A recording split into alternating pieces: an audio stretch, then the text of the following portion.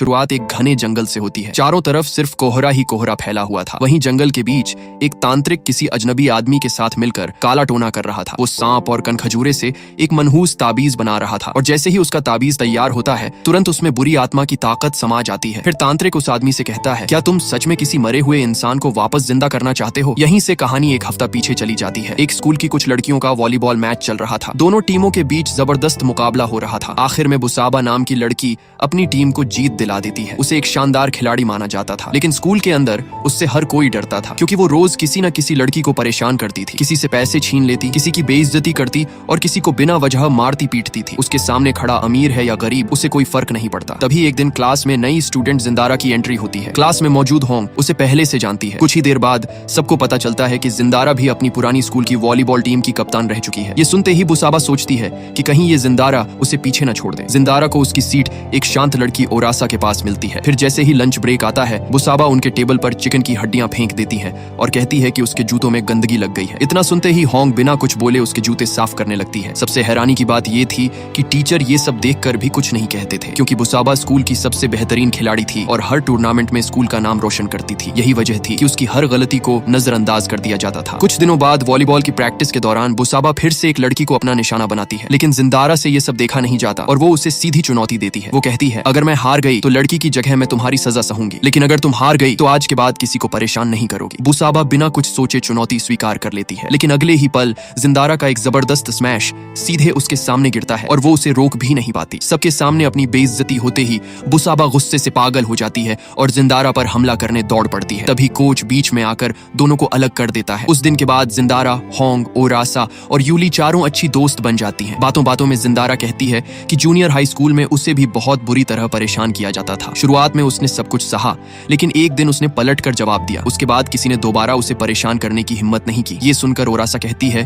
कि अब जिंदारा के आने से उन्हें भी बुसाबा के खिलाफ खड़े होने की हिम्मत मिल गई है। तभी जिंदारा पूछती है कि बुसाबा के साथ ऐसा क्या हुआ जिसने उसे इतना बुरा बना दिया। लड़की बताती है कि बुसाबा हमेशा से ऐसी नहीं थी। करीब 1 साल तक उसने स्कूल छोड़ दिया था, लेकिन जब वो वापस लौटी तो वो पूरी तरह बदल चुकी थी। इसके बाद अगले दिन बुसाबा खुद जिंदारा के पास आती है। वो कहती है कि वॉलीबॉल कोर्ट वाली घटना के बाद स्पोर्ट्स टीचर ने उसे चेतावनी दी है, अगर उसने फिर कोई झगड़ा किया तो कॉलेज में मिलने वाली उसकी सिफारिश हमेशा के लिए रद्द कर दी जाएगी। इसलिए अब वो जिंदारा से दोस्ती करना चाहती है। जिंदारा को उसकी बात बिल्कुल सच लगती है और वो बिना किसी शक के उसे अपना दोस्त बना लेती है। इसी बीच जिंदारा गुम नाम के एक लड़के से बात करने लगी थी। धीरे धीरे दोनों एक दूसरे के करीब आने लगते हैं। जिंदारा भी गुम को पसंद करने लगी थी। कुछ समय बाद गुम उसे मिलने के लिए बुला लेता है। उसी दौरान जिंदारा एक ऐसी चीज देख लेती है जिसकी उसे बिल्कुल उम्मीद नहीं थी। वो बुसाबा को स्कूल के वॉलीबॉल कोच के साथ जाते हुए देख लेती है। दोनों का रिश्ता देखकर साफ लग रहा था कि उनके बीच सिर्फ कोच और स्टूडेंट वाला संबंध नहीं है। अगले दिन बुसाबा फिर जिंदारा के पास आती है और उससे एक मदद मांगती है। वो कहती है कि उसे एक स्टूडेंट के घर ट्यूशन पढ़ाने जाना है, लेकिन उसे अकेले जाने में डर लग रहा है, इसीलिए वो चाहती है कि जिंदारा उसके साथ चले। जिंदारा को इस बात पर भी जरा भी शक नहीं होता और वो उसके साथ जाने के लिए तैयार हो जाती है। लेकिन जैसे ही दोनों वहां पहुंचती हैं, जिंदारा के पैरों तले जमीन खिसक जाती है। वो जगह किसी स्टूडेंट का घर नहीं बल्कि कुछ खतरनाक आदमियों का अड्डा था। अगले ही पल बुसाबा जिंदारा को उन आदमियों के हवाले कर देती है, यानी उसने पैसों के लिए अपनी ही स्कूल की लड़की को बेच दिया था। वो आदमी जिंदारा को पकड़ने की कोशिश करते हैं, लेकिन जिंदारा पूरी ताकत से उनका मुकाबला करती है और किसी तरह वहां से भाग निकलती है। अब उसके सब्र का बांध टूट चुका था। अगले दिन वो सीधे स्कूल में बुसाबा का सामना करती है, लेकिन उसके पास कोई सबूत नहीं था। ऊपर से दूसरे स्टूडेंट्स उसका वीडियो बनाना शुरू कर देते हैं, इसलिए जिंदारा चाहकर भी बुसाबा का कुछ नहीं कर पाती। लेकिन वो तय कर लेती है कि बुसाबा से बदला लेकर रहेगी। वो उससे उसका सबसे कीमती इंसान छीन लेना चाहती थी और वो कीमती इंसान था गुम। असल में गुम बुसाबा का बॉयफ्रेंड था, लेकिन बुसाबा को धीरे धीरे एहसास होने लगता है कि गुम की जिंदगी में कोई दूसरी लड़की आ चुकी है। जल्द ही बुसाबा और गुम के बीच इस बात को लेकर जोरदार लड़ाई हो जाती है। गुम अब बुसाबा से पूरी तरह तंग आ चुका था, इसलिए वो साफ साफ कह देता है कि उसकी जिंदगी में अब कोई दूसरी लड़की आ चुकी है। इतना कहकर वो वहां से चला जाता है, लेकिन जल्दबाजी में वो अपना मोबाइल वहीं छोड़ जाता है। जैसे ही वो मोबाइल लेने के लिए वापस आता है, गुस्से से बेकाबू हो चुकी बुसाबा उस पर हमला कर देती है। उस वक्त उसे बिल्कुल अंदाजा नहीं था कि वो क्या कर रही है। इस घटना के बाद स्कूल वालों के पास कोई दूसरा रास्ता नहीं बचता और आखिरकार बुसाबा को स्कूल से निकाल दिया जाता है। बुसाबा के लिए ये सबसे बड़ा सदमा था, जिससे वो गहरे सदमे में चली जाती है। लेकिन कुछ समय बाद पूरे स्कूल में एक और चौंकाने वाली खबर आती है। पता चलता है कि बुसाबा की मौत हो गई है। उसकी मौत की खबर सुनकर जिंदारा, होंग, ओरासा और यूली उसके अंतिम संस्कार में पहुंचते हैं, लेकिन वहां अचानक यूली की तबीयत खराब होने लगती है, इसलिए होंग उसे घर छोड़ने चली जाती है और जिंदारा और ओरासा वहीं रुक जाते हैं। इसी दौरान दूसरी तरफ उसी जगह जहां बुसाबा की मौत हुई थी, वही तांत्रिक फिर से काला टोना कर रहा होता है। उधर अंतिम प्रार्थना चल ही रही होती है कि अचानक माहौल बदलने लगता है। एक औरत के रोने की आवाज पूरे माहौल में गूंजने लगती है। तेज हवाएं चलने लगती हैं। एक एक करके सारी लाइटें बंद हो जाती हैं। हर तरफ अफरा तफरी का माहौल बन जाता है। इसी भगदड़ में किसी का धक्का लगने से जिंदारा जमीन पर गिर जाती है और तभी बुसाबा का ताबूत अचानक जमीन पर गिरकर अपने आप खुल जाता है। ये देखकर वहाँ मौजूद हर इंसान की रूह कांप जाती है। हॉस्टल लौटने के बाद भी जिंदारा के दिमाग से वो मंजर नहीं निकलता। उसे समझ नहीं आता कि बंद ताबूत अपने आप कैसे खुल सकता है। वो खुद को बार बार समझाने की कोशिश करती है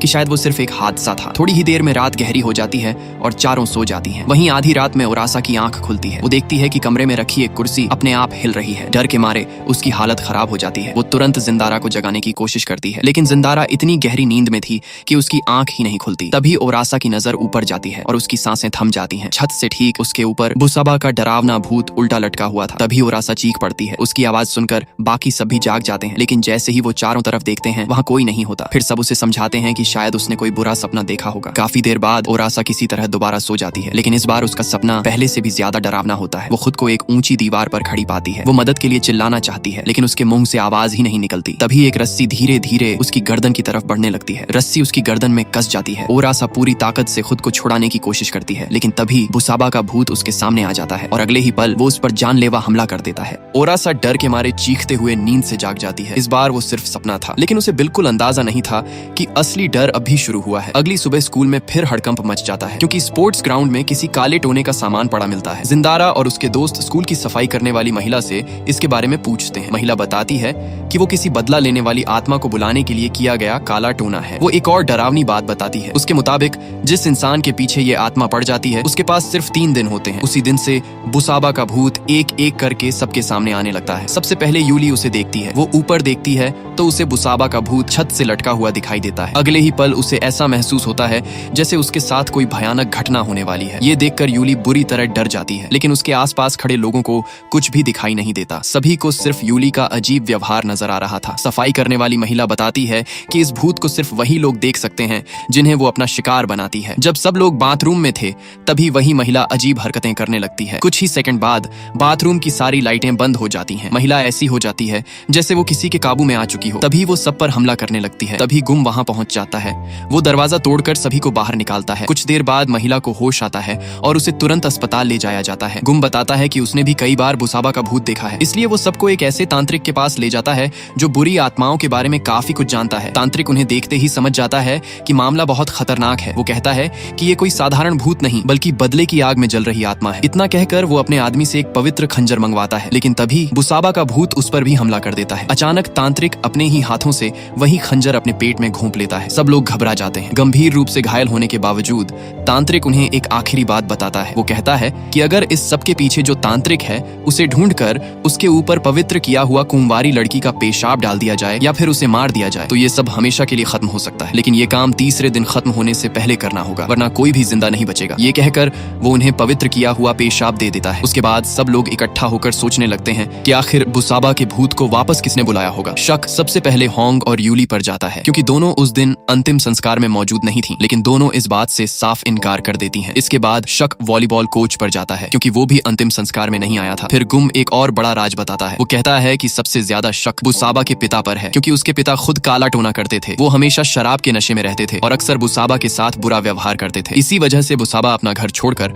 हॉस्टल में रहने लगी थी। अब सब लोग फैसला करते हैं कि सबसे पहले बुसाबा के पिता के घर जाकर सच्चाई का पता लगाया जाएगा। अगर वहां से कुछ नहीं मिला तो अगला निशाना वॉलीबॉल कोच होगा। अगले दिन स्कूल में एग्जाम चल रहे थे, तभी अचानक पूरी क्लास की हवा निकल जाती है, क्योंकि सबके सामने बुसाबा का भूत आ जाता है। वो ऐसे अंदर आती है जैसे कुछ हुआ ही ना हो और टीचर से आराम से क्वेश्चन पेपर मांगने लगती है। ये नजारा देखकर पूरे स्कूल में दहशत फैल जाती है। कुछ देर बाद सभी लोग स्पोर्ट्स हॉल में पहुंचते हैं, जहां वॉलीबॉल कोच भी मौजूद था। जिंदारा और गुम सीधे उससे पूछते हैं कि क्या उसी ने बुसाबा के भूत को वापस बुलाया है। पहले तो कोच को कुछ समझ नहीं आता, लेकिन तभी अचानक बुसाबा का भूत उसके शरीर पर काबू कर लेता है। अब सारी सच्चाई सबके सामने आने लगती है। कोच कबूल करता है कि उसका और बुसाबा का रिश्ता था, लेकिन वो रिश्ता प्यार का नहीं बल्कि मतलब का था। बुसाबा को कॉलेज में एडमिशन के लिए कोच की मदद चाहिए थी और बदले में कोच उसका गलत फायदा उठाता था। सबसे चौंकाने वाली बात ये थी कि इस गंदे खेल में स्कूल का प्रिंसिपल भी शामिल था। वो भी बुसाबा का गलत फायदा उठाता था। इतना सुनते ही बुसाबा का भूत उसके कपड़े उतरवा देता है और पूरे स्कूल के सामने उसे शर्मिंदा कर देता है। कुछ देर बाद कोच को होश आ जाता है, लेकिन तभी सब लोग ऊपर देखते हैं, जहां बुसाबा का भूत फिर से छत पर लटका हुआ दिखाई देता है। अब उन्हें यकीन हो जाता है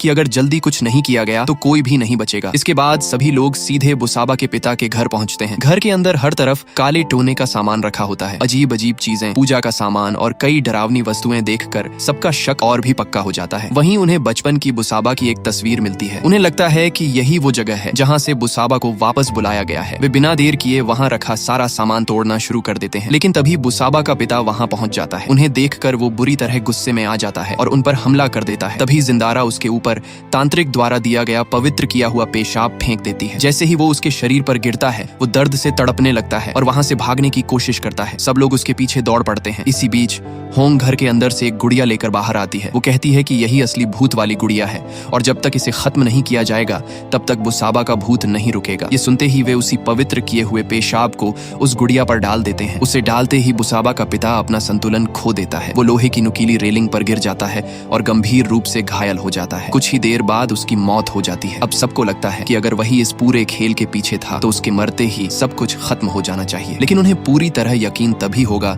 जब रात के 12 बजे बिना किसी घटना के निकल जाएंगे। यूली अपनी माँ के साथ घर चली जाती है और जिंदारा को गुम लेने आता है। दोनों सीधे अस्पताल पहुंचते हैं जहां वो तांत्रिक भर्ती था जिसने उनकी मदद की थी। वो उसके पास गुड़िया लेकर जाते हैं और पूछते हैं कि क्या अब सब कुछ खत्म हो गया है। तांत्रिक उनकी तारीफ करता है और कहता है कि उन्होंने बहुत अच्छा काम किया है, लेकिन वो एक सलाह भी देता है। वो कहता है कि एहतियात के तौर पर एक मंदिर जाकर बुसाबा की आत्मा की शांति के लिए प्रार्थना कर देना। दोनों उसकी बात मान लेते हैं। मंदिर से वापस लौटते समय जिंदारा को याद आता है कि उसका फोन अंदर ही छूट गया है। फिर वो फोन लेने वापस चली जाती है और घूम कार में उसका इंतजार करता है। रास्ते में जिंदारा की नजर एक दुकान पर रखी अजीब सी चीज पर पड़ती है। वो बिल्कुल उसी चीज जैसी थी जिसे होंग ने बुसाबा के पिता के घर से उठाकर भूत वाली गुड़िया बताया था। जिंदारा दुकानदार से उसके बारे में पूछती है। दुकानदार बताता है कि ये कोई भूत वाली चीज नहीं है, ये तो जंगली सुअर की उल्टी से बना एक ताबीज है जिसे लोग बुरी आत्माओं से बचने के लिए रखते हैं। ये सुनते ही जिंदारा को समझ आ जाता है कि होंग ने सबसे झूठ बोला था। वो तुरंत घड़ी देखती है। समय हो चुका था रात के 11:28 यानी 12 बजने में सिर्फ 2 मिनट बाकी थे। उसी समय अस्पताल में बुसाबा का भूत पहुंच जाता है। वो तांत्रिक पर हमला कर देता है। इस बार तांत्रिक बच नहीं पाता और उसकी मौत हो जाती है। दूसरी तरफ गुम कार में बैठा जिंदारा का इंतजार कर ही रहा था कि अचानक कार अपने आप चलने लगती है। गुम उसे रोकने की लाख कोशिश करता है लेकिन कार उसके काबू से बाहर हो चुकी थी। कुछ ही सेकंड बाद कार एक लोहे की सरिया से टकरा जाती है और गुम की वहीं मौत हो जाती है। ये सब देखकर जिंदारा पूरी तरह टूट जाती है। वो भागकर अस्पताल पहुंचती है लेकिन तब तक बहुत देर हो चुकी थी। तांत्रिक मर चुका था लेकिन उसके पास वो पवित्र खंजर पड़ा था। जिंदारा बिना समय गंवाए उसे उठा लेती है। इसके बाद वो होंग को फोन करके बताती है कि श्राप अभी खत्म नहीं हुआ है। वो उसे तुरंत बुसाबा के घर मिलने के लिए कहती है। लेकिन इसके बाद वो चुपके से ओरासा को फोन करती है और उसे स्पोर्ट्स हॉल बुला लेती है। उधर यूली को लग रहा था कि अब सब कुछ ठीक हो चुका है, लेकिन तभी बुसाबा का भूत एक बार फिर उसके सामने है और उसे स्पोर्ट्स हॉल बुला लेती है। उधर यूली को लग रहा था कि अब सब कुछ ठीक हो चुका है, लेकिन तभी बुसाबा का भूत एक बार फिर उसके सामने आ जाता है। इस बार यूली भी नहीं बच पाती और उसकी भी मौत हो जाती है। दूसरी तरफ होंग ओरासा को स्पोर्ट्स हॉल में ले जाती है जहां बुसाबा की मौत हुई थी। वो ओरासा से कहती है कि अगर वो उसकी बताई हुई पूजा कर लेगी तो श्राप हमेशा के लिए खत्म हो जाएगा। बेचारी ओरासा उसकी बात पर भरोसा कर लेती है। उधर जिंदारा बुसाबा के पिता के घर पहुंचती है। तभी उसके फोन पर ओरासा का एक मैसेज आता है। उसमें लिखा होता है कि वो इस समय होंग के साथ स्पोर्ट्स हॉल में है। जिंदारा तुरंत उसे फोन करने की कोशिश करती है लेकिन उसी वक्त उसका फोन बंद हो जाता है। उसे समझ आ जाता है कि अब कुछ बहुत बड़ा होने वाला है। उधर स्पोर्ट्स हॉल में होंग ओरासा से कहती है कि वो बुसाबा की आत्मा के सामने घुटनों के बल बैठकर माफी मांगे। ओरासा को लगता है कि ऐसा करने से श्राप खत्म हो जाएगा। वो आंखें बंद करके कहना शुरू करती है, जिंदारा, गुम, यूली, हम सबकी तरफ से मैं तुमसे माफी मांगती हूँ, हमें माफ कर दो। लेकिन अगले ही पल वो ऐसी बात बोल देती है जिसे सुनकर होंग भी हैरान रह जाती है। ओरासा कहती है, हमें माफ कर दो क्योंकि हमने ही तुम्हें मारा था। यहीं से पूरी कहानी पलट जाती है। असल में कुछ दिन पहले बुसाबा को गुम और जिंदारा की चैट मिल गई थी। गुस्से में वो सीधे जिंदारा के पास पहुंची और दोनों के बीच जबरदस्त लड़ाई शुरू हो गई। शोर सुनकर ओरासा और यूली भी वहां पहुंच जाते हैं। कुछ देर बाद गुम भी दोनों को रोकने आ जाता है। गुम अब बुसाबा से हमेशा के लिए रिश्ता खत्म करना चाहता था क्योंकि उसे बुसाबा और वॉलीबॉल कोच के रिश्ते के बारे में सब पता चल चुका था। अपनी सच्चाई सबके सामने आने के बाद बुसाबा बेकाबू हो गई। वो गुस्से में जिंदारा पर टूट पड़ती है। चारों मिलकर किसी तरह उसे रोकने की कोशिश करते हैं। कुछ देर बाद बुसाबा रोने लगती है और उनसे छोड़ देने की भीख मांगती है। सभी को लगता है कि अब वो शांत हो गई है, लेकिन जैसे ही वो उसे छोड़ते हैं बुसाबा फिर से जिंदारा पर हमला कर देती है। इस बार जिंदारा और बाकी तीनों उसे जोर से धक्का देते हैं, लेकिन यही धक्का उसकी मौत की वजह बन जाता है। वो पीछे जाकर लोहे की रॉड से टकरा जाती है और वहीं उसकी मौत हो जाती है। चारों के पैरों तले जमीन खिसक जाती है। उन्हें समझ नहीं आता कि अब क्या करें। तभी जिंदारा कहती है, जिंदा रहते हुए इस लड़की ने हमारी और न जाने कितने लोगों की जिंदगी बर्बाद की है, इसके लिए रोने की कोई जरूरत नहीं है। इसके बाद चारों मिलकर एक खतरनाक फैसला लेते हैं। वो बुसाबा की मौत को आत्महत्या दिखाने का प्लान बनाते हैं। पूरा सीन इस तरह तैयार किया जाता है कि पुलिस को यही लगे कि बुसाबा ने खुद अपनी जान ली थी। यहाँ तक कि उनमें से एक लड़की बुसाबा की यूनिफॉर्म पहनकर सीसीटीवी कैमरे के सामने चलती है ताकि ऐसा लगे कि मरने से पहले बुसाबा खुद वहां गई थी। उनकी चाल कामयाब हो जाती है और सब यही मान लेते हैं कि बुसाबा की मौत आत्महत्या की वजह से हुई थी। लेकिन एक इंसान था जिसे इस सच का बिल्कुल भी पता नहीं था, होंग, क्योंकि जिस रात ये सब हुआ वो उन चारों के साथ मौजूद ही नहीं थी। और यही बात आगे चलकर पूरी कहानी का सबसे बड़ा मोड़ बनने वाली थी। फाइनल पार्ट में पता चलेगा कि होंग ने बुसाबा को वापस क्यों जिंदा किया और आखिर में किसके शरीर में बुसाबा की आत्मा हमेशा के लिए बस जाती है। चलो दोस्तों, अब इजाजत दो, अगली वीडियो में जल्द ही मिलते हैं।